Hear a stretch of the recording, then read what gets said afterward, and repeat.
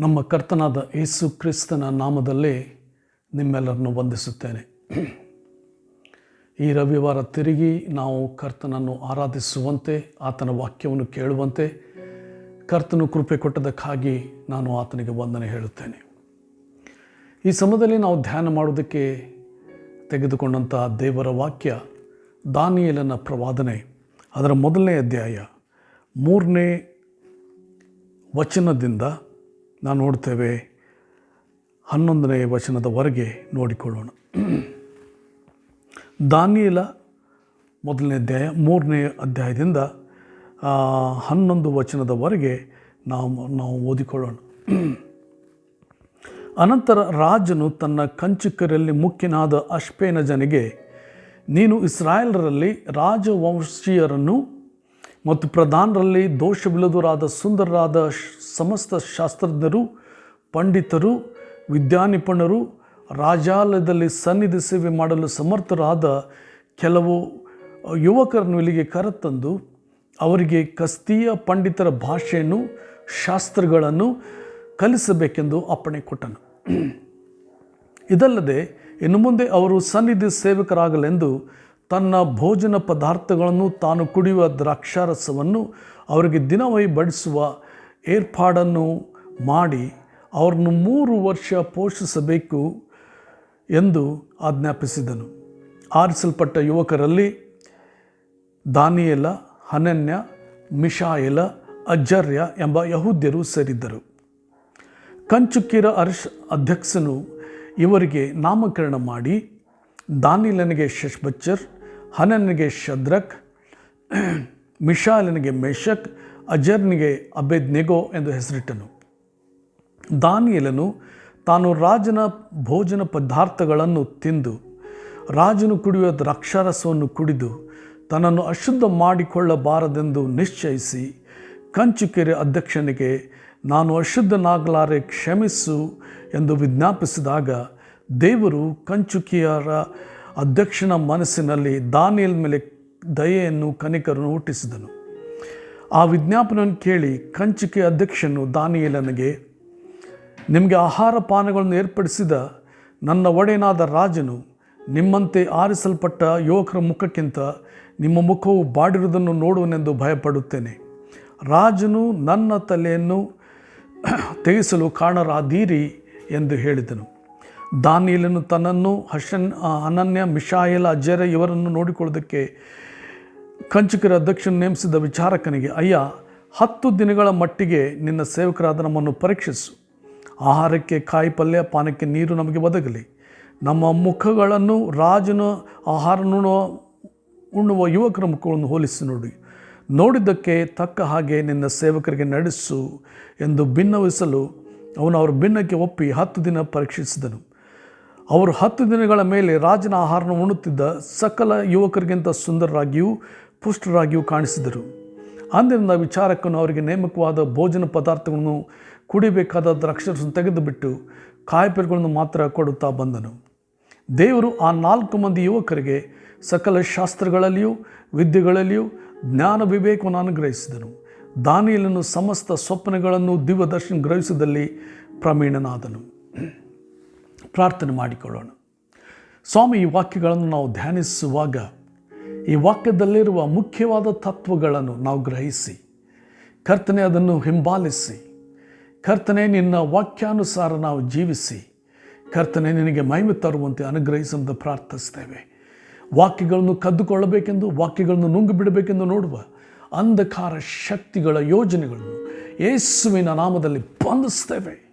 ಯೇಸುವಿನ ನಾಮದಲ್ಲಿ, ಯೇಸುವಿನ ರಕ್ತದ ಶಕ್ತಿಯಲ್ಲಿ ನಮ್ಮನ್ನು ಬಿಡುಗಡೆ ಮಾಡಿಕೊಳ್ತೇವೆ. ಸ್ವಾಮಿ, ದೇವರ ವಾಕ್ಯವು ಕರ್ತನೆ ನಮ್ಮ ಹೃದಯದಲ್ಲಿ ಬಲವಾಗಿ ಕಾರ್ಯ ಸಾಧಿಸಿ, ಈ ಬಾಯಿ ಕತ್ತಿಗಿಂತ ಹತವಾಗಿರೋ ನಿನ್ನ ವಾಕ್ಯ ನಮ್ಮನ್ನು ಶುದ್ಧೀಕರಿಸಲಿ. ಘನಮಾನ್ಯನಿಗೆ ಸಲ್ಲಿಸ್ತೇವೆ ಯೇಸುವಿನ ನಾಮದಲ್ಲಿ ಕರ್ತನೆ, ಆಮೇನ್. ಆಮೇನ್. ಇಲ್ಲಿ ವಾಕ್ಯಗಳನ್ನು ನಾವು ಧ್ಯಾನಿಸುವಾಗ ದಾನಿಯೇಲನನ್ನು ಮತ್ತು ಅವನು ಕೂಡ ಬೇರೆ ಯವನಸ್ಥರನ್ನು ಬಾಬೆಲ್ ದೇಶಕ್ಕೆ ಸೆರೆ ಆಳುಗಳಾಗಿ ಹಿಡ್ಕೊಂಡು ಹೋದರು ಎಂಬುದಾಗಿ ನಾವು ನೋಡುತ್ತೇವೆ. ಮತ್ತು ಇವರನ್ನು ಕೆಲವರನ್ನು ರಾಜನು ಆರಿಸಿಕೊಂಡು ಆತನು ಅವರ ಒಂದು ಭಾಷೆಗಳನ್ನು ಕಲಿಯುವುದಕ್ಕೂ ಅವರು ಸಮಸ್ತ ಶಾಸ್ತ್ರಜ್ಞರು ಮತ್ತು ವಿದ್ಯಾನಿಪುಣರು ಮತ್ತು ನಾವು ನೋಡುತ್ತೇವೆ ಅಂಗ ದೋಷವಿಲ್ಲದವರು ಆಗಿರಬೇಕೆಂಬುದಾಗಿ ಆತನು ಬಯಸಿದನು. ಅದೇ ರೀತಿ ಅವರಿಗೆ ನಾವು ನೋಡುತ್ತೇವೆ ಕಸ್ತಿಯ ಭಾಷೆಯನ್ನು ಮತ್ತು ಶಾಸ್ತ್ರಗಳನ್ನು ಕಲಿಸಬೇಕೆಂದು ಅಪ್ಪಣೆ ಕೊಟ್ಟನು ಎಂಬುದಾಗಿ ನಾವು ನೋಡುತ್ತೇವೆ. ಇಲ್ಲಿ ಅವರು ಕಲಿಯುವುದಕ್ಕಾಗಿ ಏರ್ಪಾಡು ಮಾಡಲ್ಪಟ್ಟಾಗ ರಾಜನು ಇನ್ನೊಂದು ಸಂಗತಿಯನ್ನು ಮಾಡೋದು ನೋಡುತ್ತೇವೆ. ರಾಜನು ಊಟ ಮಾಡುವ ಆಹಾರ ಪದಾರ್ಥಗಳು ಮತ್ತು ಆತನು ಕುಡಿಯುವಂಥ ದ್ರಾಕ್ಷಾರಸ ಇವರಿಗೆ ಕೊಡಬೇಕೆಂಬುದಾಗಿ ಅಲ್ಲಿ ರಾಜನು ಆಜ್ಞೆ ಮಾಡುವುದನ್ನು ನಾವು ನೋಡುತ್ತೇವೆ. ಆಗ ದಾನಿಯೇಲನು ಮಾಡಿದಂಥ ಒಂದು ವಿಚಾರ ನಾವು ನೋಡುತ್ತೇವೆ, ಅದನ್ನು ನಾವು ಧ್ಯಾನ ಮಾಡಿಕೊಳ್ಳೋಣ. 8ನೇ ವಚನ, ದಾನಿಯೇಲನು ತಾನು ರಾಜನ ಭೋಜನ ಪದಾರ್ಥಗಳನ್ನು ತಿಂದು ರಾಜನು ಕುಡಿಯುವ ದ್ರಾಕ್ಷಾರಸವನ್ನು ಕುಡಿದು ತನ್ನನ್ನು ಅಶುದ್ಧ ಮಾಡಿಕೊಳ್ಳಬಾರದೆಂದು ನಿಶ್ಚಯಿಸಿ ಕಂಚುಕರ ಅಧ್ಯಕ್ಷನಿಗೆ ನಾನು ಅಶುದ್ಧನಾಗಲಾರೆ, ಕ್ಷಮಿಸು ಎಂದು ವಿಜ್ಞಾಪಿಸಿದನು. ಇಲ್ಲಿ ಅನೇಕ ಯೌವನಸ್ಥರುಗಳು ಬೇರೆ ಬೇರೆ ದೇಶಗಳಿಂದ ಸೆರೆ ಹಾಳಾಗಿ ಹಿಡ್ಕೊಂಡು ಬಂದವರು ಮತ್ತು ಅವರು ಜ್ಞಾನಿಗಳು ಪಂಡಿತರು ಆದಂಥ ಈ ಯೌವನಸ್ಥರಿಗೆ ಅಲ್ಲಿ ಉತ್ತಮವಾದ ಊಟ ಕೊಡುವಾಗ ಇಲ್ಲಿ ದಾನಿಯೇಲನ ಒಂದು ನಿರ್ಧಾರ ಅನೇಕರಿಗೆ ಅದು ವಿಚಿತ್ರವಾಗಿ ಕಂಡುಬರ್ತದೆ. ಅಲ್ಲಿ ಆತನು ಹೇಳ್ತಾನೆ, ರಾಜನ ಭೋಜನ ಪದಾರ್ಥ ತಿನ್ನುವುದಿಲ್ಲ, ರಾಜನು ಕುಡಿಯುವಂಥ ದ್ರಾಕ್ಷಾರಸ ನಾನು ಕುಡಿಯುವುದಿಲ್ಲ. ಅಲ್ಲಿ ಮುಖ್ಯವಾದ ಒಂದು ಸಂಗತಿ, ನಾನು ಅಶುದ್ಧನಾಗಲಾರೆ, ಕ್ಷಮಿಸು ಎಂಬುದಾಗಿ ಹೇಳುವುದನ್ನು ನಾವು ನೋಡುತ್ತೇವೆ. ಇಲ್ಲಿ ಆತನ ಮೊದಲು ವಿಜ್ಞಾಪನೆ ಮಾಡೋದಕ್ಕಿಂತ ಮುಂಚೆ ಒಂದು ವಾಕ್ಯ ನಾವು ನೋಡುತ್ತೇವೆ, ತನ್ನನ್ನು ಅಶುದ್ಧ ಮಾಡಿಕೊಳ್ಳಬಾರದೆಂದು ನಿಶ್ಚಯಿಸಿ. He determined in his heart not to defile himself. ತನ್ನನ್ನು ಅಶುದ್ಧ ಮಾಡಿಕೊಳ್ಳಬಾರದೆಂಬುದಾಗಿ ನಿರ್ಧರಿಸಿದನೆಂಬುದಾಗಿ. ಇಲ್ಲಿ ರಾಜನ ಊಟ ಅಶುದ್ಧವಾಗಿರ್ತದ? ರಾಜನು ಊಟ ಮಾಡುವಂಥ ಆ ಆಹಾರ ಹೊಲಸಾಗಿರುತ್ತದ? ಇಲ್ಲ, ಅದು ಶುದ್ಧವಾದ ಆಹಾರ, ಅದು ಶುದ್ಧವಾದ ದ್ರಾಕ್ಷಾರಸ. ದಾನಿಯೇಲನು ಆ ರೀತಿ ನಿರ್ಧಾರ ಮಾಡಿಕೊಳ್ಳುವುದಕ್ಕೆ ಕಾರಣವೇನು? ಅತ್ಯುತ್ತಮವಾದ ಆಹಾರ ಇವರಿಗೆ ಕೊಡಬೇಕೆಂಬುದಾಗಿ ರಾಜನು ಬಯಸಿದಾಗ ದಾನಿಯೇಲನು ಯಾಕೆ ಅದನ್ನು ತಿರಸ್ಕರಿಸುವುದನ್ನು ನಾವು ನೋಡ್ತೇವೆ. ಅಲ್ಲಿ ಆ ಒಂದು ಪ್ರತಿಯೊಂದು ರಾಜನ ಆಹಾರ ಪದಾರ್ಥಗಳು ಮೊದಲು ನೆಬೋ ದೇವತೆಯ ಅಥವಾ ಬೇಲ್ ದೇವತೆಯ ಒಂದು ದೇವಾಲಯಕ್ಕೆ ಹೋಗಿ ಅಲ್ಲಿ ನೈವೇದ್ಯ ಮಾಡಲ್ಪಟ್ಟು ನಂತರ ಊಟಕ್ಕೆ ಅವು ಬರ್ತಾಯಿದ್ದು. ಆದ ಕಾರಣ ವಿಗ್ರಹಕ್ಕೆ ನೈವೇದ್ಯ ಮಾಡಿದ ಪದಾರ್ಥಗಳನ್ನು ನಾನು ತಿಂದು ನನ್ನನ್ನು ಅಶುದ್ಧ ಮಾಡಿಕೊಳ್ಳಲಾರೆ ಎಂಬುದಾಗಿ ದಾನಿಯೇಲನು ತನ್ನ ಹೃದಯದಲ್ಲಿ ನಿರ್ಧಾರ ಮಾಡಿಕೊಳ್ಳುವುದನ್ನು ನೋಡುತ್ತೇವೆ. ಇಲ್ಲಿ ಒಂದು ಸಂಗತಿ, ದಾನಿಯೇಲನು ಮಾಡಿದಂಥ ನಿರ್ಧಾರ, ನಾನು ಅಶುದ್ಧನಾಗಲಾರೆ, ನಾನು ಅಶುದ್ಧನಾಗಲಾರೆ, ಕ್ಷಮಿಸು. ಯಾರಿಗಾಗಿ ಆತನು ತನ್ನನ್ನು ಶುದ್ಧವಾಗಿಟ್ಟುಕೊಳ್ಳಲು ಬಯಸ್ತಾನೆ? ದೇವರಿಗಾಗಿ. ಧರ್ಮೋಪದೇಶ ಕಾಂಡದಲ್ಲಿ ಹೇಳಿರುವಂಥ ಸಂಗತಿಗಳು ಮತ್ತು ನಾವು ನೋಡ್ತೇವೆ ಮೋಶೆಯ ಧರ್ಮಶಾಸ್ತ್ರದಲ್ಲಿ ಹೇಳಿದ ಎಲ್ಲ ಸಂಗತಿಗಳಲ್ಲಿ ಅವರಲ್ಲಿ ಹೇಳೋದನ್ನು ನೋಡ್ತೇವೆ. ಯಾವುದೇ ಒಂದು ವಿಗ್ರಹಕ್ಕೆ ನೈವೇದ್ಯ ಮಾಡಿದ ನೈವೇದ್ಯಗಳನ್ನು ಅವರು ತಿನ್ನಬಾರ್ದಾಗಿತ್ತು. ಆದ ಕಾರಣ ಆತನು ಹೇಳ್ತಾನೆ, ನಾನು ವಿಗ್ರಹಗಳಿಗೆ ನೈವೇದ್ಯ ಮಾಡಿದ್ದನ್ನು ನಾನು ತಿನ್ನುವುದಿಲ್ಲ ಎಂಬುದಾಗಿ. ಅತ್ಯುತ್ತಮವಾದ ಆಹಾರ, ಅತ್ಯುತ್ತಮವಾದ ಪಾನ. ಆದರೆ ದಾನಿಯೇಲನು ಹೇಳ್ತಾನೆ, ನಾನು ಅಶುದ್ಧ ಮಾಡಿಕೊಳ್ಳಲಾರೆ. ಇಲ್ಲಿ ಒಂದು ನಿರ್ಧಾರ ನಾವು ಕೂಡ ನಮ್ಮ ಜೀವನದಲ್ಲಿ ಮಾಡಬೇಕು. ನಮ್ಮನ್ನು ಅಶುದ್ಧ ಮಾಡಿಕೊಳ್ಳಲಾರೆ. ನಾವು ಈ ಲೋಕದಲ್ಲಿ ನಾವು ಜೀವಿಸ್ತಾ ಇರುವಾಗ,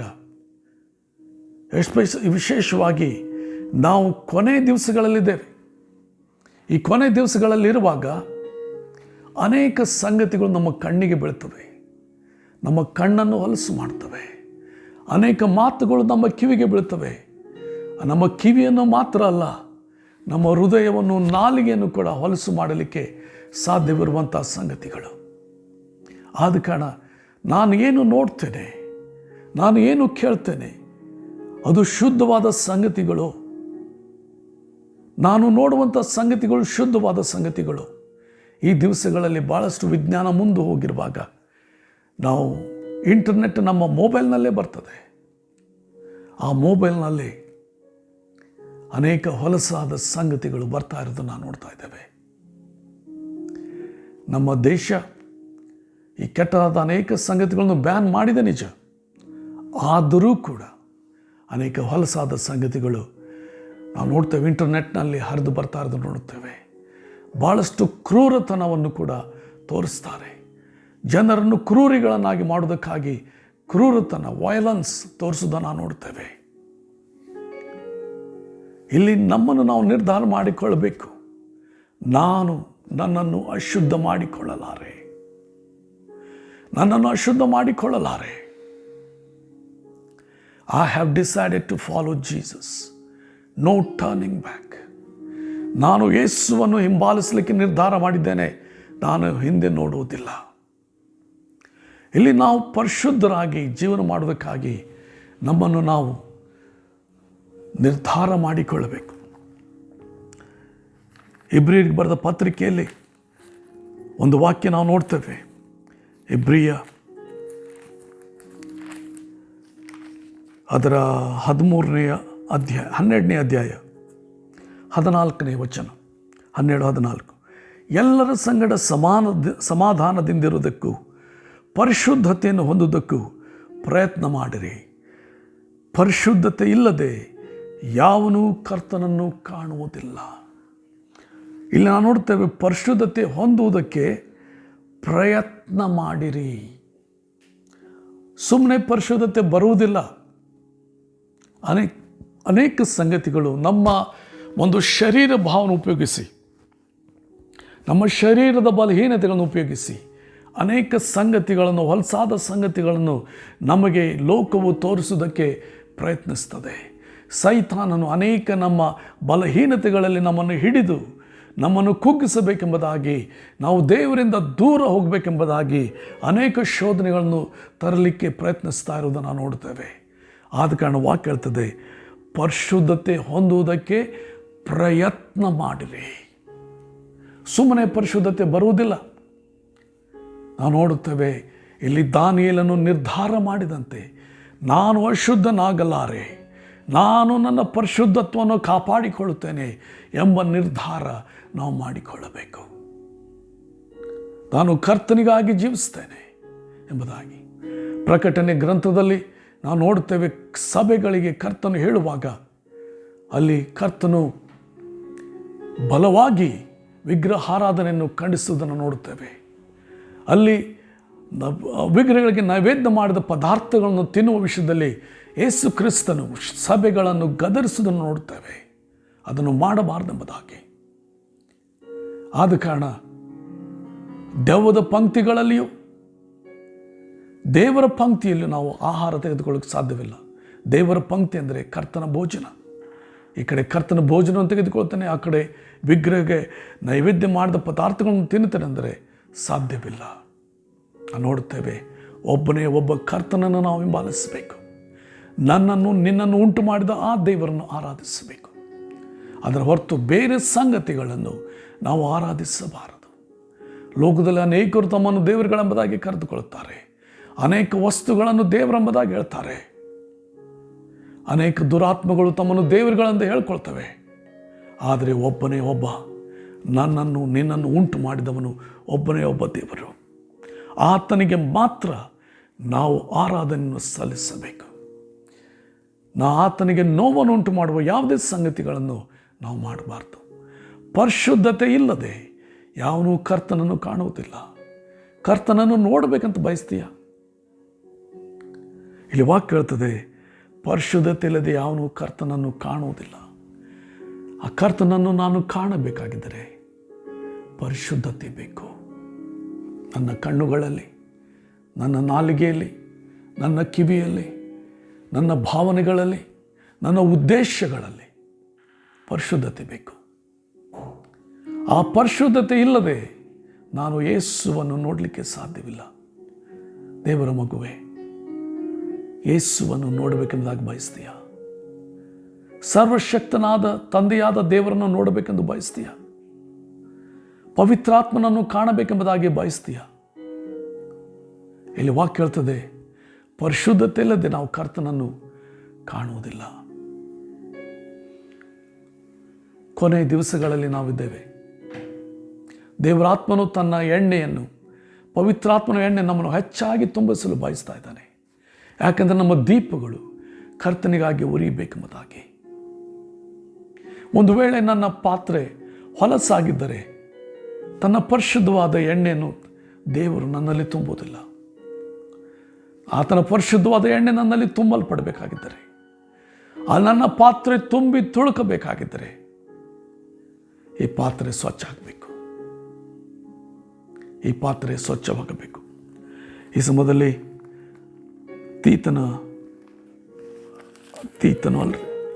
ತಿಮೋತಿನ ಬರೆದ 2ನೇ ಪತ್ರಿಕೆ, ಅದರ 2ನೇ ಅಧ್ಯಾಯ 19, 20 ವಚನಗಳನ್ನು, 21 ವಚನಗಳನ್ನು ಓದಿಕೊಳ್ಳೋಣ. ಆದರೂ ದೇವರ ಸ್ಥಿರವಾದ ಅಸ್ತಿವಾರವು ನಿಲ್ಲುತ್ತದೆ, ಅದರ ಮೇಲೆ ತನ್ನವರು ಯಾರ್ಯಾರೆಂಬುದನ್ನು ಕರ್ತನು ತಿಳಿದಿದ್ದಾನೆಂತಲೂ, ಕರ್ತನ ನಾಮವನ್ನು ಹೇಳಿಕೊಳ್ಳುವವರೆಲ್ಲರೂ ದುರ್ಮಾರ್ಗತನವನ್ನು ಬಿಡಬೇಕೆಂದು ಲಿಪಿ ಉಂಟು. ನಾವು ನೋಡ್ತೇವೆ, ಕರ್ತನ ನಾಮವನ್ನು ಹೇಳಿಕೊಳ್ಳುವವರಿಗೆ ರಕ್ಷಣೆ ಆಗುವುದೆಂಬುದಾಗಿ ಬರೆದಿದೆ. ನಾವು ನೋಡ್ತೇವೆ, ಕರ್ತನ ನಾಮವನ್ನು ಹೇಳಿಕೊಳ್ಳುವವರೆಲ್ಲರೂ ದುರ್ಮಾರ್ಗತನ ಬಿಡಬೇಕು. ಯೇಸು ಸ್ವಾಮಿ ಆತನ ಹೇಳ್ತಾನೆ, ಕೊನೆಯ ದಿವಸದಲ್ಲಿ ಅನೇಕರು ಬಂದು ನನಗೆ ಹೇಳ್ತಾನೆ, ಸ್ವಾಮಿ ನಿನ್ನ ನಾಮದಲ್ಲಿ ನಾವು ದೆವ್ವಗಳನ್ನು ಬಿಡಿಸಲಿಲ್ಲವೇ? ನಿನ್ನ ನಾಮದಲ್ಲಿ ನಾವು ಕರ್ತನ ವಾಕ್ಯವನ್ನು ಸಾರಲಿಲ್ಲವೇ? ಆಗ ಕರ್ತನ ಹೇಳ್ತಾನೆ, ನಾನು ನಿಮ್ಮನ್ನು ಅರಿಯೆ, ಧರ್ಮವನ್ನು ಮೀರಿ ನಡೆಯುವರೆ, ನನ್ನಿಂದ ತೊಲಗಿ ಹೋಗಿರಿ ಎಂಬುದಾಗಿ ಕರ್ತನವರಿಗೆ ಹೇಳೋದು ನೋಡ್ತೇವೆ. ಧರ್ಮವನ್ನು ಮೀರಿ ನಡೆಯುವರೆ, ನಾನು ಕರ್ತನ ನಾಮ ಹೇಳಿಕೊಂಡು ಧರ್ಮವನ್ನು ಮೀರಿ ನಾನು ದೂರ ಹೋಗಿರ್ತಾಗ್ತಾರೆ. ದೇವರು ನಮ್ಮ ಹೃದಯಗಳಲ್ಲಿ ಅನೇಕ ವಾಕ್ಯಗಳನ್ನ ಇಟ್ಟಿದ್ದಾನೆ. ಉದಾಹರಣೆಗೆ ನಾವು ನೋಡ್ತೇವೆ, ನಿನ್ನ ತಂದೆ ತಾಯಿಗಳನ್ನು ಸನ್ಮಾನಿಸಬೇಕು. ಮತ್ತು ನಾವು ನೋಡುತ್ತೇವೆ, ನಿನ್ನ ನೆರೆಯವ ಯಾವುದನ್ನು ಆಶಿಸಬಾರದು, ಕಳ್ಳತನ ಮಾಡಬಾರದು, ವ್ಯಭಿಚಾರ ಮಾಡಬಾರದು. ಈ ಎಲ್ಲ ಅನೇಕ ಆಜ್ಞೆಗಳು ನಮ್ಮ ಹೃದಯಗಳಲ್ಲಿ ಬರ್ತಿದ್ದಾನೆ. ಅದು ನಮಗೆ ಹೇಳ್ತೈತೆ, ಇದನ್ನು ಮಾಡಬೇಕೆಂದಿರುವಾಗ ಅದನ್ನು ಮಾಡಬಾರ್ದು, ತಪ್ಪೆಂಬುದಾಗಿ ನಮ್ಮ ಮನಸ್ಸಾಕ್ಷಿಯಲ್ಲಿ ದೇವರು ಮಾತಾಡ್ತಾನೆ. ಒಂದು ವೇಳೆ ನಾವು ಮನಸ್ಸಾಕ್ಷಿಯನ್ನು ಜಜ್ಜಿ ತಪ್ಪಿಸಿ ನಾವು ದುರ್ಮಾರ್ಗವನ್ನು ಬಿಡದೆ ಹೋಗುವುದಾದರೆ ನಾವು ಕರ್ತನವರೆಂಬುದಾಗಿ ನಮ್ಮನ್ನು ನಾವು ಹೇಗೆ ಕರೆದುಕೊಳ್ಳಲಿಕ್ಕೆ ಸಾಧ್ಯ? ಆದ ಕಾರಣ ವಾಕ್ಯ ಹೇಳ್ತದೆ, ಕರ್ತನ ನಾಮ ಹೇಳಿಕೊಳ್ಳುವರೆಲ್ಲರೂ ದುರ್ಮಾರ್ಗ ಬಿಡಬೇಕೆಂಬುದಾಗಿ ಇಲ್ಲಿ ಹೇಳುವುದನ್ನು ನೋಡ್ತೇವೆ. ಅದು ಕರ್ತನ ಆಸ್ತಿವಾರ. ಆಸ್ತಿವಾರವನ್ನಲ್ಲದೆ ಬೇರೆ ಯಾರ ಆಸ್ತಿವಾರ ಹಾಕೋದ್ಲಿಕ್ಕೆ ಸಾಧ್ಯ ಇಲ್ಲ. ಆಸ್ತಿವಾರಕ್ಕೆ ನಾವು ಪಶ್ಚಾತ್ತಾಪ ಅಂತ ಹೇಳ್ತೇವೆ, ದೇವರ ಕಡೆ ತಿರುಗಿಕೊಳ್ಳುವುದು ಎಂಬುದಾಗಿ ನಾವು ಹೇಳ್ತೇವೆ, ಪಾಪವನ್ನು ಬಿಡಬೇಕೆಂಬುದಾಗಿ ಹೇಳ್ತೇವೆ. ಅದಿಲ್ಲದೆ ನಾವು ಕರ್ತನನ್ನು ಕಾಣಲಿಕ್ಕೆ ಸಾಧ್ಯವಿಲ್ಲ. ಮುಂದಿನ ವಾಕ್ಯ ನಾವು ನೋಡ್ತೇವೆ, ದೊಡ್ಡ ಮನೆಯಲ್ಲಿ ಬೆಳ್ಳಿ ಬಂಗಾರದ ಪಾತ್ರೆಗಳಲ್ಲದೆ ಮರದ ಪಾತ್ರೆಗಳು, ಮಣ್ಣಿನ ಪಾತ್ರೆಗಳು ಇರುತ್ತವೆ. ಅವುಗಳಲ್ಲಿ ಕೆಲವು ಉತ್ತಮವಾದ ಬಳಕೆಗೂ ಕೆಲವು ಹೀನವಾದ ಬಳಕೆಗೂ ಬರುತ್ತವೆ. ಹೀಗಿರಲಾಗಿ ಒಬ್ಬನು ಹೀನ ನಡತೆಯುಳ್ಳವರ ಸಹವಾಸವನ್ನು ಬಿಟ್ಟು ತನ್ನನ್ನು ಶುದ್ಧ ಮಾಡಿಕೊಂಡರೆ ಅವನು ಉತ್ತಮವಾದ ಬಳಕೆಗೆ ಯೋಗ್ಯನಾಗಿರುವನು. ಅವನು ದೇವರ ಸೇವೆಗೆ ಪ್ರತಿಷ್ಠಿತನಾಗಿಯೂ ಯಜಮಾನನಿಗೆ ಉಪಯುಕ್ತನಾಗಿಯೂ ಸಕಲ ಸತ್ಕ್ರಿಯೆಗಳನ್ನು ಮಾಡುವುದಕ್ಕೆ ಸಿದ್ಧನಾಗಿ ಇರುವನು. ಎಲ್ಲ ನೋಡುತ್ತೇವೆ, ಒಬ್ಬನು ಹೀನ ನಡತೆಯುಳ್ಳವರ ಸಹವಾಸವನ್ನು ಬಿಟ್ಟು ತನ್ನನ್ನು ಶುದ್ಧ ಮಾಡಿಕೊಂಡರೆ, ತನ್ನನ್ನು ಶುದ್ಧ ಮಾಡಿಕೊಳ್ಳಬೇಕು, ತನ್ನನ್ನು ಪರಿಶುದ್ಧ ಮಾಡಿಕೊಳ್ಳಬೇಕು. ನಾವು ದೇವರ ವಾಕ್ಯದಲ್ಲಿ ನಾವು ಆಗಲೇ ಓದಿದ್ದೆವು, ಪರಿಶುದ್ಧತೆಯನ್ನು ಹೊಂದುವುದಕ್ಕೆ ಪ್ರಯತ್ನ ಮಾಡಿರಿ. ಪ್ರಯತ್ನ, ಪಾಪದ ವಿರುದ್ಧವಾಗಿ ನಾವು ಹೋರಾಡಬೇಕು. ಸುಮ್ಮನೆ ಅದು ನಮಗೆ ಪರಿಶುದ್ಧತೆ ಬರುವುದಿಲ್ಲ.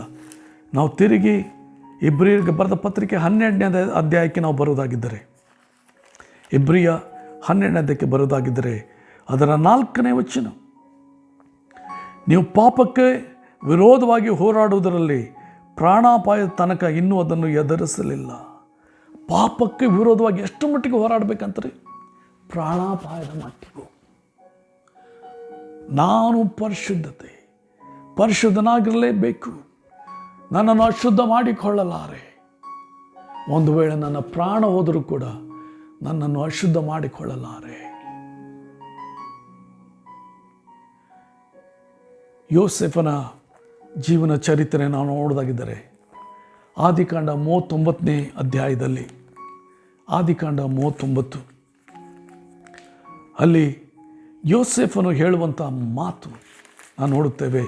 ಅಲ್ಲಿ ಪೋಟಿಫರನ ಹೆಂಡತಿ ಅವನನ್ನು ಪ್ರತಿದಿನ ವ್ಯಭಿಚಾರಕ್ಕೆ ಕರೆದಾಗಲು ಅಲ್ಲಿ ಒಂದು ಮಾತನ್ನು ಆತನು ಹೇಳಿದ. 39ನೇ ಅಧ್ಯಾಯ 9ನೇ ವಚನ, ಈ ಮನೆಯಲ್ಲಿ ಅವನು ನನಗಿಂತ ದೊಡ್ಡವನಲ್ಲ, ನೀನು ಅವನ ಧರ್ಮಪತ್ನಿಯಾದ್ದರಿಂದ ನಿನ್ನನ್ನು ಮಾತ್ರ ನನಗೆ ಅಧೀನ ಮಾಡಲಿಲ್ಲ. ಹೀಗಿರುವಲ್ಲಿ ನಾನು ಇಂಥ ಮಹಾ ದುಷ್ಕೃತ್ಯವನ್ನು ನಡೆಸಿ ದೇವರಿಗೆ ವಿರುದ್ಧವಾಗಿ ಹೇಗೆ ಪಾಪ ಮಾಡಲಿ ಎಂದು ದಣಿಯ ಹೆಂಡತಿಗೆ ಉತ್ತರ ಕೊಟ್ಟನು.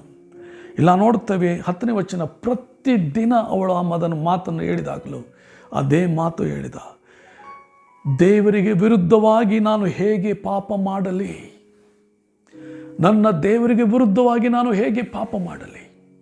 ಆ ಒಂದು ನಿರ್ಧಾರ, I have decided to follow Jesus. ನನ್ನ ಯೇಸುವನ್ನು ಹಿಂಬಾಲಿಸಲಿಕ್ಕೆ ನಾನು ನಿರ್ಧಾರ ಮಾಡಿದ್ದಾನೆ. ನಾನು ಪಾಪನ ಮಾಡಲಿಕ್ಕೆ ಹೋಗುವುದಿಲ್ಲ. ಪಾಪಕ್ಕೆ ವಿರೋಧವಾಗಿ ನಾನು ಹೋರಾಡ್ತೇನೆ. ಶೋಧನೆಗಳು ಬರ್ಬೋದು, ಅನೇಕ ಅವಕಾಶಗಳು ಬರ್ಬೋದು ಪಾಪ ಮಾಡೋದಕ್ಕೆ. ಅದಕ್ಕೆ ಒಳಪಡಬೇಡ್ರಿ. ಒಂದು ಸಂಗತಿ, ಯೋಸೇಫನು ಅದರಿಂದ ಓಡಿ ಹೋದ ಎಂಬುದಾಗಿ ನಾವು ನೋಡ್ತೇವೆ. ಅಲ್ಲಿಂದ ಓಡಿ ಹೋದ. ನಾವು ತಿಮೋತಿನಿಗೆ ಬರೆದ 2ನೇ ತಿಮೋತಿ ಅದರ 2ನೇ ಅಧ್ಯಾಯ 22ನೇ ವಚನ, ನೀನು ಯೌವನದ ಇಚ್ಛೆಗಳಿಗೆ ದೂರವಾಗಿರು, ನೀತಿ, ವಿಶ್ವಾಸ, ಪ್ರೀತಿ, ಸಮಾಧಾನ ಸಂಪಾದಿಸುವುದಕ್ಕೆ ಶುದ್ಧ ಹೃದಯವುಳ್ಳವರಾಗಿ ಕರ್ತನನ್ನು ಬೇಡಿಕೊಳ್ಳುವವರ ಸಂಗಡ ಪ್ರಯಾಸಪಡು. ಯೌವನದ ಇಚ್ಛೆಗಳಿಗೆ ದೂರವಾಗಿರು. ಯೌವನಸ್ಥರಿಗೆ ಮಾತ್ರ ಇಚ್ಛೆ ಇರುವುದಿಲ್ಲ ರೀ, ವಯಸ್ಸಾದವ್ರಿಗೂ ಇರ್ತದೆ. ನಾವು ನೋಡ್ತೇವೆ, ಸೈತಾನನು ಒಬ್ಬ 80 ವರ್ಷದ ದೇವರ ಸೇವಕರಿಗೆ, ಒಬ್ಬ ಯೌವನಸ್ಥನಿಗೆ ಬುದ್ಧಿ ಹೇಳೋದಕ್ಕಾಗಿ ಕರೆದಾಗ ಅವ್ರು ಹೇಳಿದ್ರು, ಅವನನ್ನು ಮರುದಿವಸ ಕಳಿಸ್ರಿ ಅಂತ. ಯಾಕಂದರೆ ಅವರಿಗೂ ಕೂಡ ಅದೇ ಶೋಧನೆಗಳು ಬರ್ತಾಯಿತ್ತು. ಮರುದಿವಸ ಅವರು ಕರ್ತನಲ್ಲಿ ತಮ್ಮನ್ನು ಬಲಪಡಿಸಿಕೊಂಡವರಾಗಿ ಮರುದಿವಸ ಆ ಯೌವನಸ್ಥನಿಗೆ ಅವರು ಬುದ್ಧಿವಾದ ಹೇಳಿದರು. ಎಲ್ಲ ನೋಡ್ತೇವೆ, ಅವರು ಅದೇ ಸಂಗತಿಯನ್ನು ಹಾದು ಹೋಗ್ತಾ ಇದ್ರು. ಮೊನ್ನೆ ಟಿ ವಿಯಲ್ಲಿ ನಾನು ಕೇಳ್ತಾ ಇರುವಾಗ ಒಬ್ಬ ವಯಸ್ಸಾದ ದೇವರ ಸೇವಕರು ಹೇಳ್ತಾ ಇದ್ರು, ಪ್ರತಿ ಗಳಿಗೆ ಈಗಲೂ ಕೂಡ ನಾನು ಪಶ್ಚಾತ್ತಾಪ ಪಡ್ತಾ ಇದ್ದೇನೆ.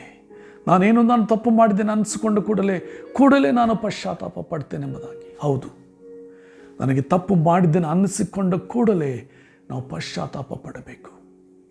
ನಾವು ಅದನ್ನು ಭಾಳ ದಿವಸ ಮುಂದಕ್ಕೆ ಹಾಕಬಾರ್ದು. ಏನಾಗ್ತದೆ ರೀ, ನಮ್ಮ ಮನಸ್ಸಾಕ್ಷಿಗೆ ದಡ್ಡು ಬೀಳ್ತದೆ ರೀ. ದಡ್ಡು ಅಂದರೆ ಗೊತ್ತಿಲ್ಲ, ಭಾಳ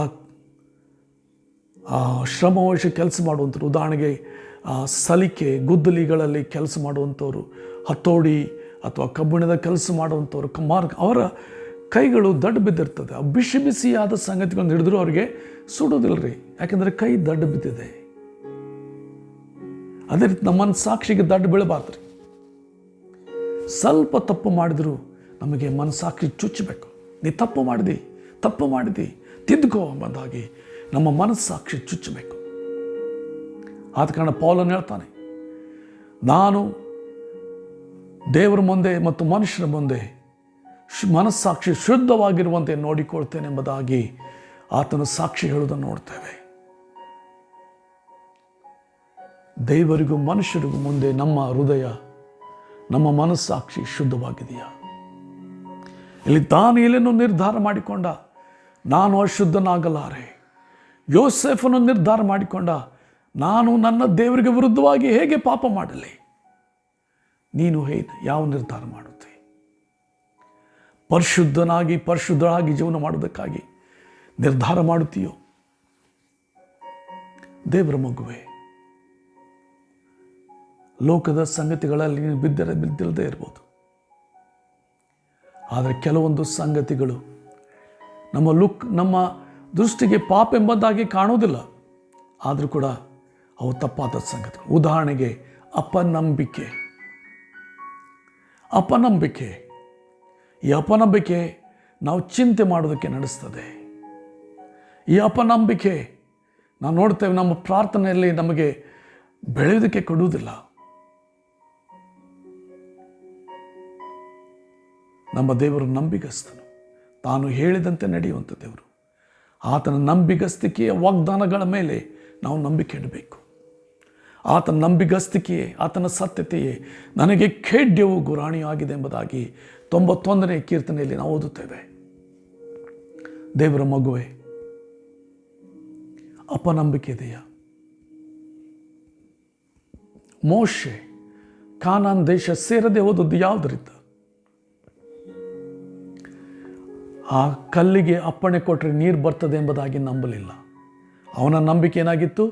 ತನ್ನ ಕೋಲಿನಿಂದ ಹೊಡೆದಾಗ ನೀರು ಬರ್ತದೆ ಎಂಬುದಾಗಿ. ದೇವರು ಹೇಳಿದ್ದ ಆ ಕಲ್ಲಿಗೆ ಅಪ್ಪಣೆ ಕೊಡು, ಅದು ನೀರು ಬರ್ತದೆ ಎಂಬುದಾಗಿ. ಆತನ ಅಪ್ಪಣೆ ಕೊಡಲಿಲ್ಲ. ಅವನ ನಂಬಿಕೆ ಇರಲಿಲ್ಲ ಆ ರೀತಿಯಾಗಿ. ನಾನು ಅಪ್ಪಣೆ ಕೊಟ್ಟರೆ ಕಲ್ಲು ನೀರು ಬರ್ತದ? ಇಲ್ಲ, ಹೋದ ಸಾರಿ ಹೊಡೆದಾಗ ಬಂತು, ಆದ ಕಾರಣ ಹೊಡಿತೇನೆ ಅಂತ. ಮೊದಲೇ ಸಾರಿ ಹೊಡೆದ ನೀರು ಬರಲಿಲ್ಲ, ಮತ್ತು 2ನೇ ಸಾರಿ ಆತನ ಹೊಡಿತಾನೆ. ಆಗ ದೇವರು ಜನರ ಮೇಲೆ ಕೃಪೆ ಮಾಡಿ ನೀರನ್ನು ಬರಿಸಿದ. ಅಲ್ಲಿ ಕರ್ತನ, ನೀವು ನಂಬದವರಾಗಿ ನನ್ನ ನಾಮವನ್ನು, ನನ್ನ ಮಾನವನ್ನು ಕಾಪಾಡದೆ ಹೋದುದರಿಂದ ನೀವು ಕಾನಾನ್ ದೇಶ ಸೇರಕೂಡದೆಂಬುದಾಗಿ ಮೋಶೆಗೂ ಆರೋನನಿಗೂ ದೇವರು ಹೇಳೋದು ನೋಡ್ತೇವೆ. ಅಪನಂಬಿಕೆ. ನಾನು ವ್ಯಭಿಚಾರದಲ್ಲಿ ಇರಲಿಕ್ಕಿಲ್ಲ, ನಾನು ಯಾವುದೇ ಸಂಗತಿ ಕಳ್ಳತನ ಮಾಡಲಿಕ್ಕಿಲ್ಲ, ಬೇರೆಯವರ ಸಂಗತಿಗಳನ್ನು ನಾನು ಮೋಸುತ್ತಿರಲಿಕ್ಕಿಲ್ಲ, ದುರಾಶೆ ಪಡ್ತಾ ಇರಲಿಕ್ಕಿಲ್ಲ.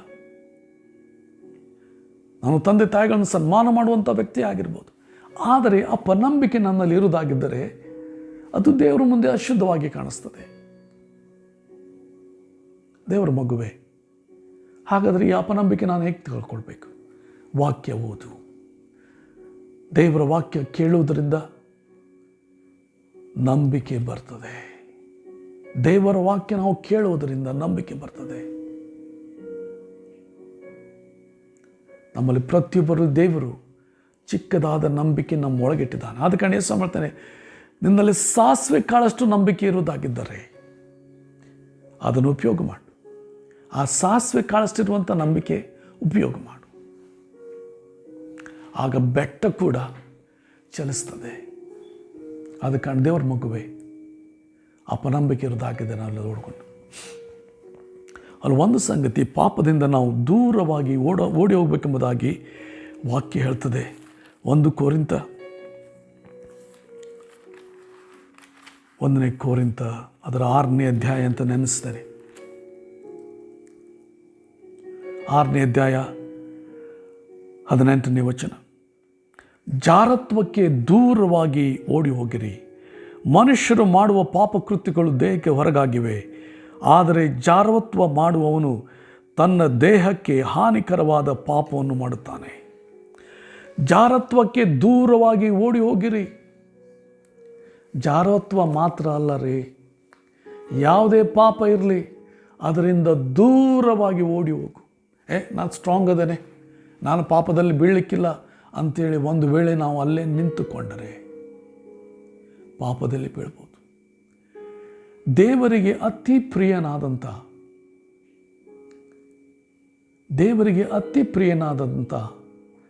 ದಾವೀದನು, ದೇವರು ಹೇಳ್ತಾನೆ, ಈತ ನನಗೆ ಪ್ರಿಯನು, ನಾನು ಇವನನ್ನು ಕಂಡುಕೊಂಡೆ ಅಂತ ದೇವರು ಹೇಳ್ತಾನೆ. ಆತನೇ ಬಿದ್ದುಬಿಟ್ಟಾರೆ. ನಾವು ಭಾವಿಸ್ತೇವೆ, ನಾನು ಬೀಳಲಿಕ್ಕಿಲ್ಲ, ನಾನು ಸ್ಟ್ರಾಂಗ್ ಇದ್ದೇನೆ. ಬೇಡ, ಶೋಧನೆ ಹೆಂಗೆ ಬಲವಾಗಿ ಬರ್ತದೆ ನಮಗೆ ಗೊತ್ತಿಲ್ಲ. ಆದ ಕಾರಣ ಇಬ್ರಿಯ ಗ್ರಂಥಕರ್ತನ ಹೇಳ್ತಾನೆ, ಪಾಪಕ್ಕೆ ವಿರೋಧವಾಗಿ ಹೋರಾಡುವಲ್ಲಿ ಇನ್ನೂ ನೀನು ಪ್ರಾಣಾಪಾಯದ ಮಟ್ಟಿಗೆ ನೀವು ಹೋರಾಡಲಿಲ್ಲ ಅಂತ ಹೇಳ್ತಾನೆ.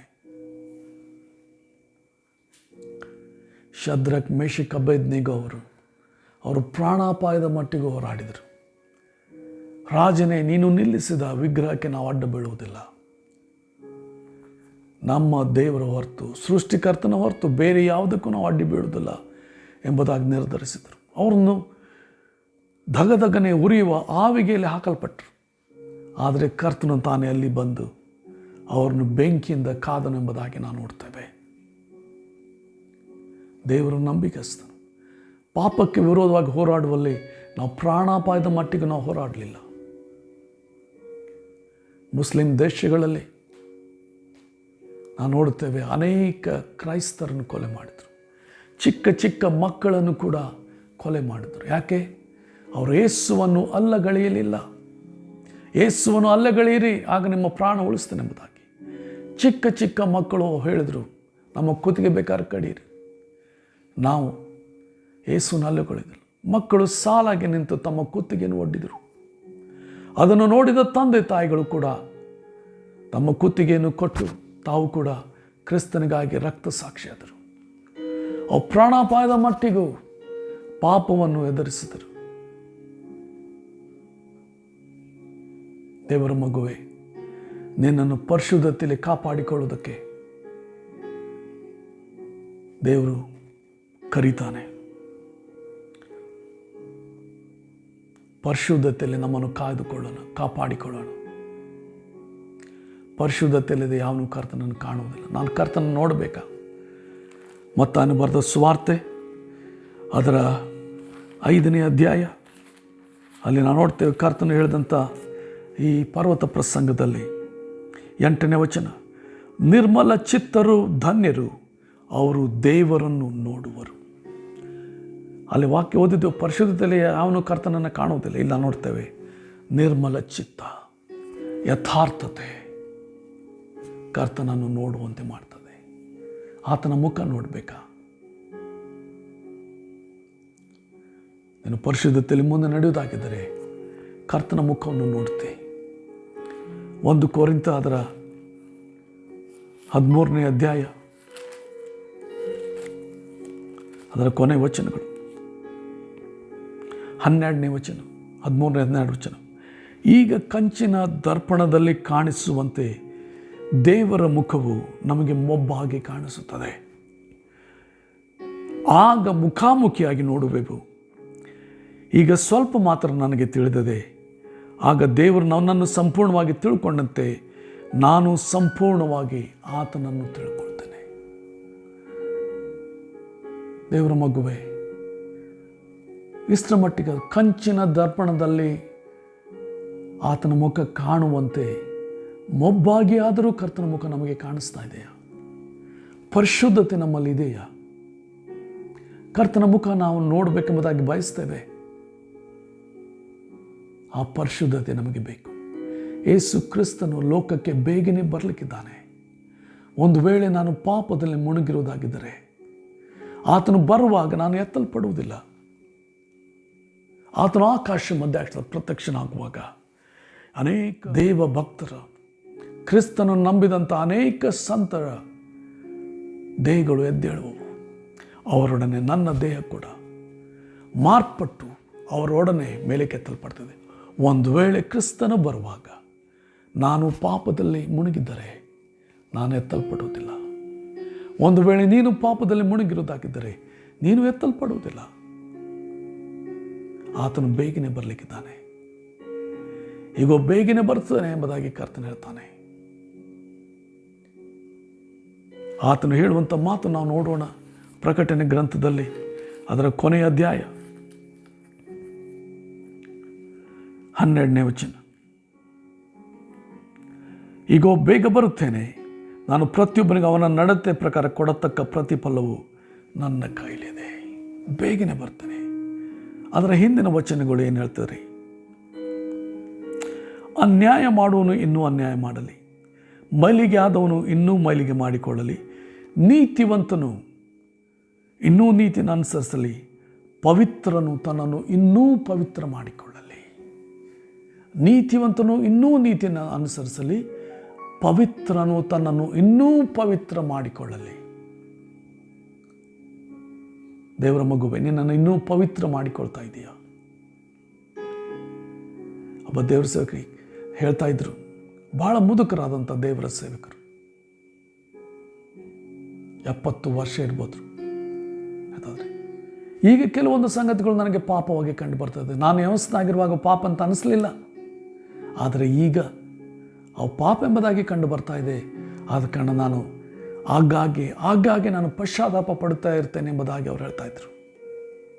ದೇವರ ಮಗುವೆ, ಒಂದು ವೇಳೆ ಕರ್ತನು ನನ್ನ ಪಾಪಗಳನ್ನು ನನಗೆ ತೋರಿಸ್ತಾ ಇದ್ದಾರೆ, ನಾನು ಪಶ್ಚಾತ್ತಾಪ ಪಡಬೇಕು. ಒಂದು ವೇಳೆ ಪವಿತ್ರಾತ್ಮನು ನಿನ್ನ ಪಾಪಗಳನ್ನು ತೋರ್ಪಡಿಸ್ತಾ ಇದ್ದಾರೆ, ಆತನು ಪಾಪದಾರಹನು ಯಾವುದೇ ಸಂಗತಿಯ ಬಗ್ಗೆ ಪಾಪದಾರಹನ್ನು ಹುಟ್ಟಿಸ್ತಾ ಇರೋದಾಗಿದ್ದರೆ ಪಶ್ಚಾತ್ತಾಪ ಪಡಬೇಕು. ನಾನು ಹೇಳಿದೆ, ಅಪನಂಬಿಕೆ ಅದು ಪಾಪವಾಗಿ ಕಂಡು ಬರಲಿಕ್ಕಿಲ್ಲ, ಆದರೆ ದೇವರ ದೃಷ್ಟಿಯಲ್ಲಿ ಅದು ಪಾಪ.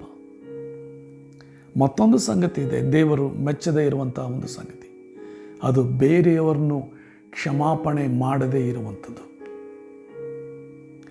ಬೇರೆಯವ್ರನ್ನ ನಾವು ಕ್ಷಮಾಪಣೆ ಮಾಡದೆ ಹೋದರೆ, ಕರ್ತನ ಹೇಳ್ತಾನೆ, ನಾವು ಬೇರೆಯವ್ರನ್ನ ಕ್ಷಮಿಸದೆ ಹೋದರೆ ತಂದೆಯು, ಪರಲೋಕದಲ್ಲಿ ತಂದೆಯು ನಮ್ಮನ್ನು ಕ್ಷಮಿಸುವುದಿಲ್ಲ.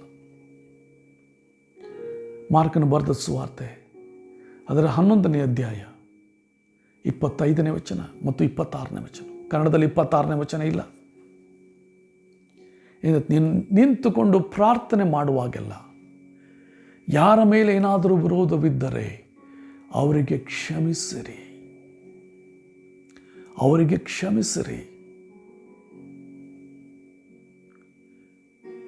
ನೀವು ಕ್ಷಮಿಸುವುದಾದರೆ ಪರಲೋಕದ ತಂದೆಯು ನಿಮ್ಮ ಪಾಪವನ್ನು ಕ್ಷಮಿಸು. ನೀವು ಕ್ಷಮಿಸದೇ ಹೋದರೆ ಪರಲೋಕದಲ್ಲಿರೋ ನಿಮ್ಮ ತಂದೆಯೂ ನಿಮ್ಮ ಪಾಪಗಳನ್ನು ಕ್ಷಮಿಸುವುದಿಲ್ಲ ಎಂಬುದಾಗಿ ಅಲ್ಲಿ ಬರೆದಿರುವುದನ್ನು ನೋಡುತ್ತೇವೆ. ಆದ ಕಾರಣ ನಿಮಗೆ ನೋವು ಮಾಡಿರ್ಬೋದು, ನಿಮಗೆ ನಷ್ಟ ಮಾಡಿರ್ಬೋದು, ನಿಮಗೆ ಅನ್ಯಾಯ ಅವರು ಮಾಡಿರ್ಬೋದು, ಅವರು ಮಾಡಿಲ್ಲ ಎಂಬುದಾಗೆಲ್ಲ.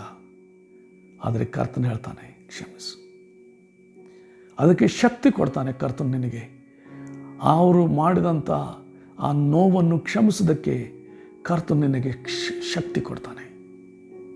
ಅವ್ರನ್ನ ಕ್ಷಮಿಸು. ಇವು ನಮಗೆ ಪಾಪವಾಗಿ ಕಂಡು ಬರಲಿಕ್ಕಿಲ್ಲ, ಆದರೆ ದೇವರ ದೃಷ್ಟಿಯಲ್ಲಿ ಅದು ತಪ್ಪು. ಆದ ಕಾರಣ ಕರ್ತನ ಹೇಳ್ತಾನೆ, ನಿಂತುಕೊಂಡು ಪ್ರಾರ್ಥನೆ ಮಾಡುವಾಗಲ್ಲ ಕ್ಷಮಿಸಿ. ಯಾಕ್ರಿ ನಾವು ಪ್ರಾರ್ಥನೆ ಮಾಡುವಾಗ ಯಾಕೆ ಕ್ಷಮಿಸಬೇಕು? ನಿನ್ನ ಪ್ರಾರ್ಥನೆಯ ಉತ್ತರಗಳಿಗೆ ಅದು ಅಡ್ಡಿ ಆಗ್ತದೆ, ಉತ್ತರ ಬರೋದಕ್ಕೆ ಅದು ತಡೆ ಮಾಡ್ತದೆ. ಆದ ಕಾರಣ ಆತನ ಹೇಳ್ತಾನೆ, ನೀನು ನಿಂತ್ಕೊಂಡು ಪ್ರಾರ್ಥನೆ ಮಾಡುವಾಗೆಲ್ಲ ಯಾರ ಮೇಲೆ ಏನಾದರೂ ವಿರೋಧವಿದ್ದರೆ ಕ್ಷಮಿಸು.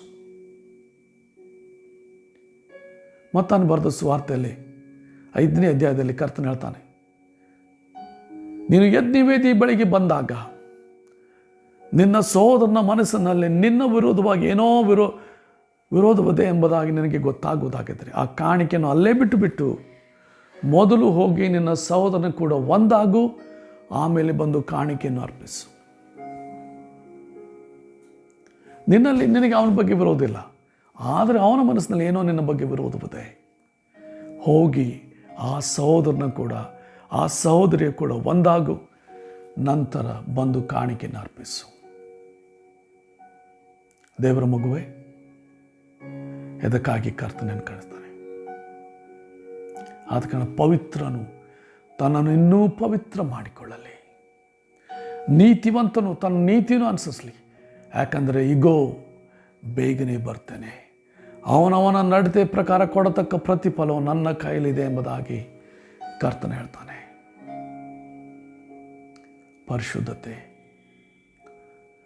ಪರಿಶುದ್ಧತೆ ನಮಗೆ ಬೇಕು.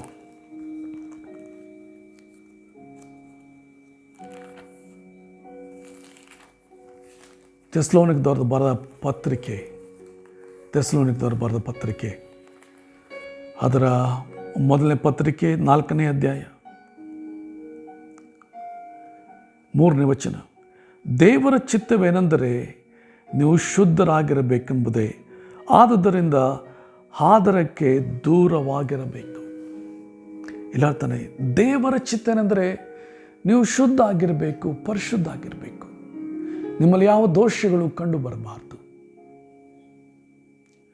ಪರಲೋಕದಲ್ಲಿ ನಿಮ್ಮ ತಂದೆಯು ಪರಿಪೂರ್ಣನಾಗಿರೋ ಪ್ರಕಾರ ನೀವು ಪರಿಪೂರ್ಣರಾಗಿರ್ರಿ. ಪರಲೋಕದ ತಂದೆಯನ್ನು ಅನುಸರಿಸೋರಾಗಿರ್ರಿ. 7ನೇ ವಚನ 1 ಥೆಸಲೋನಿಕ 4:7. ದೇವರು ನಮ್ಮನ್ನು ಬಂಡುತನಕ್ಕೆ ಕರೆಯದೆ ಶುದ್ಧರಾಗುವುದಕ್ಕೆ ಕರೆದನು, ನಮ್ಮನ್ನು ಪರಿಶುದ್ಧರಾಗಿರುವುದಕ್ಕೆ ಕರೆದನು. ಹೀಗಿರಲು ಈ ಮಾತನ್ನು ತಾತ್ಸಾರ ಮಾಡುವವನು ಮನುಷ್ಯರನ್ನು ತಿರಸ್ಕರಿಸುವುದು ಮಾತ್ರವಲ್ಲದೆ ಪವಿತ್ರಾತ್ಮ ವರವನ್ನು ದಯಪಾಲಿಸುವ ದೇವರನ್ನು ತಿರಸ್ಕರಿಸ್ತಾನೆ. ಯಾವ ದೇವರು? ಪವಿತ್ರಾತ್ಮನನ್ನು ಕೊಡುವಂಥ ದೇವರನ್ನು ಕೂಡ ತಿರಸ್ಕರಿಸ್ತಾನೆ. ಆ ಹಠ, ನಾನು ದೇವರ ಕಡೆಗೆ ಬರುವುದಿಲ್ಲ ಅನ್ನುವಂಥ ಹಠ ಬಿಡ್ರಿ. ನಿಮ್ಮನ್ನು ತಗ್ಗಿಸಿಕೊಳ್ರಿ. ದೇವರ ಶಕ್ತಿಯುಳ್ಳ ಕೈಗಳ ಕೆಳಗೆ ನಿಮ್ಮನ್ನು ತಗ್ಗಿಸಿಕೊಳ್ಳಿರಿ. ಪೇತ್ರನು ಬರೀತಾನೆ, ದೇವರ ಹಸ್ತದ ಕೆಳಗೆ ನಿಮ್ಮನ್ನು ತಗ್ಗಿಸಿಕೊಳ್ರಿ. ಪೇತ್ರನು ಬರೆದ ಮೊದಲನೇ ಪತ್ರಿಕೆ 5ನೇ ಅಧ್ಯಾಯ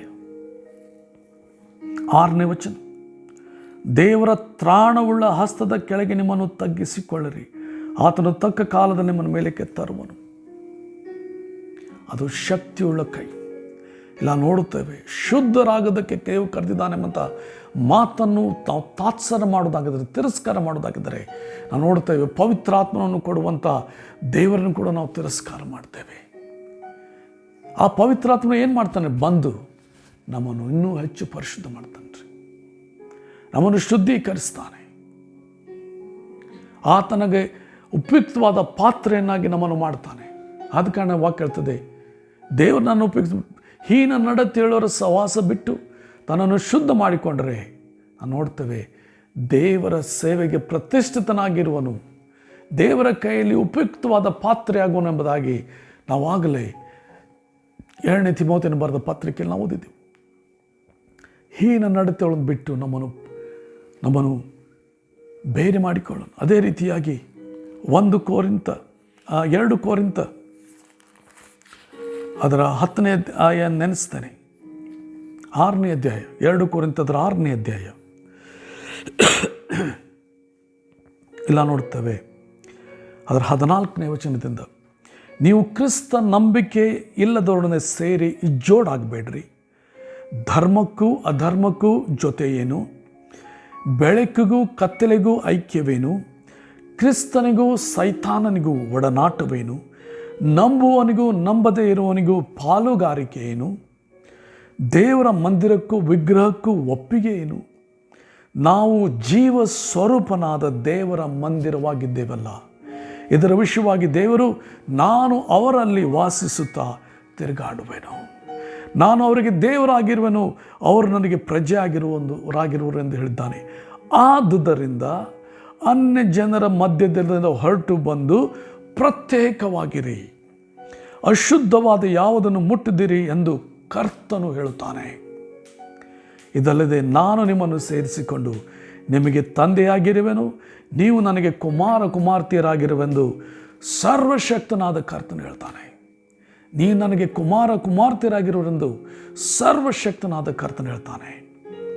ಪ್ರಿಯರೇ, 7ನೇ ವಚನ, 7ನೇ ಅಧ್ಯಾಯದ 1ನೇ ವಚನ, ಪ್ರಿಯರೇ, ಈ ವಾಗ್ದಾನಗಳು ನಮಗಿರುವುದರಿಂದ ನಾವು ಶರೀರಾತ್ಮಗಳ ಕಲ್ಮಶವನ್ನು ತೊಲಗಿಸಿ ಶುಚಿ ಮಾಡಿಕೊಂಡು ದೇವರ ಭಯದಿಂದ ಕೂಡಿದವರಾಗಿ ಪವಿತ್ರತ್ವವನ್ನು ಸಿದ್ಧಿಗೆ ತರುವುದಕ್ಕೆ ಪ್ರಯತ್ನಿಸೋಣ. ಪವಿತ್ರತ್ವವನ್ನು ಸಿದ್ಧಿಗೆ ತರುವುದಕ್ಕೆ ಪ್ರಯತ್ನಿಸೋಣ. ಕೆಟ್ಟ ನಡತೆಯುಳ್ಳವರ ಸಹವಾಸ ಬಿಟ್ಟು ನಮ್ಮನ್ನು ಪ್ರತ್ಯೇಕ ಮಾಡಿಕೊಳ್ಳೋಣ. ಅದು ಬಿಟ್ಟು ಬನ್ನಿರಿ ಎಂಬುದಾಗಿ ಕರ್ತನು ಹೇಳ್ತಾನೆ. ಪ್ರತ್ಯೇಕ ಅಶುದ್ಧವಾದ ಯಾವುದನ್ನು ಮುಟ್ಟಿದಿರಿ ಎಂಬುದಾಗಿ ಕರ್ತನು ಹೇಳ್ತಾನೆ. ಆದ ಕಾರಣ ಆತನ ಸಭೆಗೆ ಯೋಗ್ಯವಾದ ಜನರಾಗಿ ನಾವು ಜೀವಿಸೋಣ. ಪವಿತ್ರತ್ವವನ್ನು ಸಿದ್ಧಿಗೆ ತರುವುದಕ್ಕೆ ಪ್ರಯತ್ನಿಸೋಣ ಎಂಬುದಾಗಿ. ಆದ ಕಾರಣ ದೇವರ ಮಗುವೆ, ಇಲ್ಲಿ ಕರ್ತನು ಈ ದಾನಿಯೇಲನ ಉದಾಹರಣೆ ಮೂಲಕವಾಗಿ, ಯೋಸೇಫನ ಉದಾಹರಣೆ ಮೂಲಕವಾಗಿ ನಾವು ಪವಿತ್ರರಾಗಿರುವಂತೆ ಕರ್ತನು ನಮ್ಮನ್ನು ಕರೀತಾ ಇದ್ದಾನೆ. ಇನ್ನೊಂದು ಉದಾಹರಣೆ ನಾವು ನೋಡೋಣ. ಅದು ಕರ್ತನು ತಾನೆ, ಯೇಸು ಕ್ರಿಸ್ತನು ತಾನೆ. ಇಬ್ರಿಯರಿಗೆ ಬರೆದ ಪತ್ರಿಕೆ ಅದರ 4ನೇ ಅಧ್ಯಾಯ ಅದರ 15ನೇ ವಚನ, ಇಬ್ರಿಯ 4:15. ಯಾಕಂದರೆ ನಮಗಿರುವ ಮಹಾಯಾಜಕನು ನಮ್ಮ ನಿರ್ಬಲಾವಸ್ಥೆಯನ್ನು ಕುರಿತು ಅನುತಾಪವಿಲ್ಲದವನಲ್ಲ. ನಮ್ಮ ಹಾಗೆ ಆತನು ಸರ್ವ ವಿಷಯಗಳಲ್ಲಿ ನಮ್ಮ ಹಾಗೆ ಶೋಧನೆಗೆ ಗುರಿಯಾದನು, ಪಾಪ ಮಾತ್ರ ಮಾಡಲಿಲ್ಲ. ಆತನು ನಮ್ಮ ಹಾಗೆ ಶೋಧನೆಗೆ ಗುರಿಯಾದನು, ಸರ್ವ ವಿಷಯಗಳಲ್ಲಿ ಶೋಧನೆಗೆ ಗುರಿಯಾದನು, ಪಾಪ ಮಾತ್ರ ಮಾಡಲಿಲ್ಲ. ಆತನಂತೆ ನಾವು ಜೀವನವಿಸೋಣ, ಆತನಂತೆ ನಾವು ಜೀವಿಸೋಣ. ಯೇಸು ಕ್ರಿಸ್ತನು ನಮಗೆ ಮಾದರಿಯಾಗಿದ್ದಾನೆ. ಇದೇ ಇಬ್ರಿಗೆ ಬರೆದ ಪತ್ರಿಕೆ ಅದರ 12ನೇ ಅಧ್ಯಾಯ ಅದರ 1ನೇ ವಚನದಿಂದ ಓದಿಕೊಳ್ಳೋಣ. ಆದ ಕಾರಣ ಇಷ್ಟು ಮಂದಿ ಸಾಕ್ಷಿಯವರು ಮೇಘದೋಪಾದಿಯಲ್ಲಿ ನಮ್ಮ ಸುತ್ತಲೂ ಇರುವುದರಿಂದ ನಮಗೆ ಅಭ್ಯಂತರ ಮಾಡುವ ಎಲ್ಲ ಭಾರವನ್ನು, ಹತ್ತಿಕೊಳ್ಳುವ ಪಾಪವನ್ನು ನಾವು ಸಹ ತೆಗೆದಿಟ್ಟು ನಂಬಿಕೆಯನ್ನು ಹುಟ್ಟಿಸೋನು ಪೂರೈಸನು ಆಗಿರುವ ಯೇಸುವಿನ ಮೇಲೆ ದೃಷ್ಟಿಯಿಟ್ಟು ನಮಗೆ ನೇಮಕವಾದ ಓಟವನ್ನು ಸ್ಥಿರ ಚಿತ್ತದಿಂದ ಓಡೋಣ. ಇಲ್ಲೇನು ಹೇಳ್ತದ್ರಿ? ಎಲ್ಲ ಅಭ್ಯಂತರ ಮಾಡುವ ಎಲ್ಲ ಭಾರವನ್ನು ತೆಗೆದುಹಾಕಿ ಹತ್ತಿಕೊಳ್ಳುವ ಮುತ್ತಿಕೊಳ್ಳುವ ಪಾಪವನ್ನು ತೆಗೆದಿಟ್ಟು ನಂಬಿಕೆಯನ್ನು ಹುಟ್ಟಿಸುವನು ಪೂರೈಸನಾಗಿರುವ ಯೇಸು ಮೇಲೆ ದೃಷ್ಟಿಟ್ಟು ನಮಗೆ ನೇಮಕವಾದ ಓಟವನ್ನು ಓಡೋಣ. ನಮಗೆ ಹತ್ತಿಕೊಳ್ಳೋ ಪಾಪ ಹೆಂಗ್ರಿ? ಅದೇನು ನಾವು ಬಾ ಅಂತ ಕರೀಲಿಲ್ಲ. ನಾವು ಉದಾಹರಣೆಗೆ ನಾವು ಬಾಂಬೆಯಲ್ಲಿ ನಾವು ಅಲ್ಲಿ ಪ್ರಯಾಣ ಮಾಡ್ತಿರ್ದಾಗಿದ್ದರೆ ಲೋಕಲ್ ಟ್ರೈನ್ಗಳಲ್ಲಿ ಅಲ್ಲಿ ಹೋಗುವಾಗ ಅಲ್ಲಿ ಏನು ಅನಿಸೋದಿಲ್ಲ. ಬಿಳಿ ಬಟ್ಟೆ ಹಾಕೊಂಡು ಹೋದರೆ ಮನೆಗೆ ಬಂದಾಗ ಅದು ಬೂದಿ ಬಣ್ಣದ ಬಟ್ಟೆ ಆಗಿರ್ತೈತೆ ರೀ. ಅಷ್ಟು ಹೊಗೆ, ಅಷ್ಟು ಪೊಲ್ಯೂಷನ್. ಸಂಜೆ ವೇಳೆಯಲ್ಲಿ ಬಂದು ಜಳಕ ಮಾಡ್ತಾರೆ. ಜಳಕ ಮಾಡಿದಾಗ ನೀರು ಹೆಂಗೆ ಬರ್ತದೆ ರೀ? ಕಪ್ಪು ಬರ್ತದೆ. ನಾವು ಅದನ್ನು ಹಚ್ಕೊಳ್ಳಿಲ್ಲ. ಕಪ್ಪನ್ನು, ಆ ಧೂಳು, ಹೊಗೆ ಸಂಗತಿ, ಪೊಲ್ಯೂಷನ್ ನಾವು ಹಚ್ಕೊಳ್ಳಿಲ್ಲ. ಅದು ಬಂದು ಕುಂತಿದೆ. ನಾವು ಹೋಗಿ ಸ್ನಾನ ಮಾಡಿದ್ದೀವಿ, ಅದೇನಾಯ್ತು ರೀ? ಹೊರಟು ಹೋಗ್ಬಿಡ್ತು. ಅದೇ ರೀತಿ ಹತ್ತಿಕೊಳ್ಳೋ ಮುತ್ತಿಕೊಳ್ಳೋ ಪಾಪ ತೆಗೆದಿಟ್ಟು ಯೇಸು ಕ್ರಿಸ್ತನ ಮೇಲೆ ದೃಷ್ಟಿಟ್ಟು ನಮಗೆ ನೇಮಕವಾದ ಓಟವನ್ನು ಸ್ಥಿರ ಚಿತ್ತದಿಂದ ಓಡೋಣ. ಕರ್ತನ ಹಿಂದೆ ಓಡ್ತಾ ಇದ್ದೇವೆ. ನಾವು ಅದನ್ನು ಕೊನೆವರೆಗೂ ನಾವು ಹಿಂಬಾಲಿಸೋಣ. I have decided to follow Jesus, no turning back. ಯೇಸು ಹಿಂಬಾಲಿಸಲು ನಿರ್ಧಾರ ಮಾಡಿದ್ದೇನೆ, ನಾನು ಹಿಂದಿರುಗಿ ನೋಡುವುದಿಲ್ಲ. ಆದ ಕಾರಣ ಪರಿಶುದ್ಧತೆಯನ್ನು ಹೊಂದೋದಕ್ಕೆ ನಾವು ಪ್ರಯತ್ನ ಮಾಡೋಣ. ಪರಿಶುದ್ಧರಾಗಿ ನಾವು ಜೀವಿಸೋಣ ಮತ್ತು ಅದಕ್ಕೆ ಕರ್ತನು ಕೃಪೆ ಕೊಡ್ತಾನೆ. ಕೊನೆಯದಾಗಿ ಒಂದು ವಾಕ್ಯವನ್ನು ಓದಿ ನಾವು ಮುಗಿಸೋಣ. ಥೆಸಲೋನಿಕದವರಿಗೆ ಬರೆದ ಮೊದಲನೇ ಪತ್ರಿಕೆ ಅದರ 5ನೇ ಅಧ್ಯಾಯ. ಥೆಸಲೋನಿಕದವ್ರು ಬರೆದ ಪತ್ರಿಕೆ ಅದರ ಮೊದಲನೇ ಪತ್ರಿಕೆ ಅದರ 5ನೇ ಅಧ್ಯಾಯ 23-24 ವಚನಗಳು. ಥೆಸಲೋನಿಕ 5 23-24. ಶಾಂತಿದಾಯಕನಾದ ದೇವರು ತಾನೇ ನಿಮ್ಮನ್ನು ಪರಿಪೂರ್ಣ ಪರಿಶುದ್ಧ ಮಾಡಲಿ. ನಮ್ಮ ಕರ್ತನಾದ ಯೇಸು ಕ್ರಿಸ್ತನು ಪ್ರತ್ಯಕ್ಷನಾಗುವಾಗ ನಿಮ್ಮ ಆತ್ಮ, ಪ್ರಾಣ, ಶರೀರಗಳು ದೋಷವಿಲ್ಲದೆ ಸಂಪೂರ್ಣವಾಗಿ ಕಾಪಾಡಲ್ಪಡಲಿ. ನಿಮ್ಮನ್ನು ಕರೆಯುವನು ನಂಬಿಗಸ್ತನು, ಆತನು ತನ್ನ ಕಾರ್ಯವನ್ನು ಸಾಧಿಸುವನು. ನಿಮ್ಮನ್ನು ಕರೆಯುವನು ನಂಬಿಗಸ್ತನು, ತನ್ನ ಕಾರ್ಯವನ್ನು ಸಾಧಿಸುವನು. ಯೂದನ ಪತ್ರಿಕೆ ಅದರ ಕೊನೆಯ ವಚನ 24-25 ವಚನಗಳನ್ನು ಓದಿಕೊಳ್ಳೋಣ. ಎಡವಿ ಬೀಳದಂತೆ ನಿಮ್ಮನ್ನು ಕಾಪಾಡುವುದಕ್ಕೂ ತನ್ನ ಪ್ರಭಾವದ ಸಮಕ್ಷಮದಲ್ಲಿ ನಿಮ್ಮನ್ನು ನಿರ್ದೋಷಿಗಳನ್ನಾಗಿ ಹರ್ಷದೊಡನೆ ನಿಲ್ಲಿಸುವುದಕ್ಕೂ ಶಕ್ತನಾಗಿರುವ ನಮ್ಮ ರಕ್ಷಕನಾದ ಒಬ್ಬನೇ ದೇವರಿಗೆ ನಮ್ಮ ಕರ್ತನಾದ ಯೇಸು ಕ್ರಿಸ್ತನ ಮೂಲಕ ಪ್ರಭಾವ, ಮಹತ್ವ, ಅಧಿಪತ್ಯ, ಅಧಿಕಾರಗಳು ಎಲ್ಲ ಕಾಲಕ್ಕಿಂತ ಮೊದಲು ಇದ್ದ ಹಾಗೆ ಈಗಲೂ ಯಾವಾಗಲೂ ಇರಲಿ. ಆಮೇನ್. ಇವೆರಡು ಅಂತ್ಯಾಶೀರ್ವಾದಗಳು. ಹೌದು, ಈ ಸಮಯದಲ್ಲಿ ಈ ವಾಕ್ಯಗಳನ್ನು ನಾವು ಹಿಂಬಾಲಿಸೋಣ. ಕರ್ತನ ಸಭೆಯಾದ ಮೊದಲಗಿತ್ತಿಯಾದ ನೀವು ಆತನ ದೃಷ್ಟಿಯಲ್ಲಿ ಪರಿಶುದ್ಧರಾಗಿರಿ. ಆತನ ಆತ್ಮದಿಂದ ಇನ್ನೂ ಹೆಚ್ಚು ಹೆಚ್ಚು ತುಂಬಲ್ಪಡ್ರಿ. ಕರ್ತನ ಆತ್ಮ ನಿಮ್ಮಲ್ಲಿ ತುಂಬಿ ಉಕ್ಕಿ ಹರಿದು ಇತರ ಮೇಲೆ ಹರಿದು ಬರಲಿ. ಪರಿಶುದ್ಧತೆ ಇಲ್ಲದೆ ನಾವು ಕರ್ತನನ್ನು ಕಾಣಲಿಕ್ಕಾಗೋದಿಲ್ಲ. ಆದ ಕಾರಣ ದೇವರ ಮಗುವೆ, ದೇವರು ತಾನೇ ನಿಮ್ಮನ್ನು ಪರಿಶುದ್ಧ ಮಾಡಲಿ. ಪ್ರಾರ್ಥನೆ ಮಾಡಿಕೊಳ್ಳೋಣ. ಕರ್ತನ ಈ ಸಮಯದಲ್ಲಿ ನಿನ್ನ ವಾಕ್ಯ ಕರ್ತನೆ ಪರಿಶುದ್ಧವಾದ ನೀರಿನಂತೆ ನಮ್ಮ ಮೇಲೆ ಹರಿದು ನಮ್ಮನ್ನು ಪವಿತ್ರ ಮಾಡಲಿ. ನಮ್ಮ ಆತ್ಮ ಪ್ರಾಣ ಶರೀರಗಳು ನೀನು ಪ್ರತ್ಯಕ್ಷನಾಗುವಾಗ ಪರಿಶುದ್ಧವಾಗಿ ಕಂಡು ಬರಲಿ.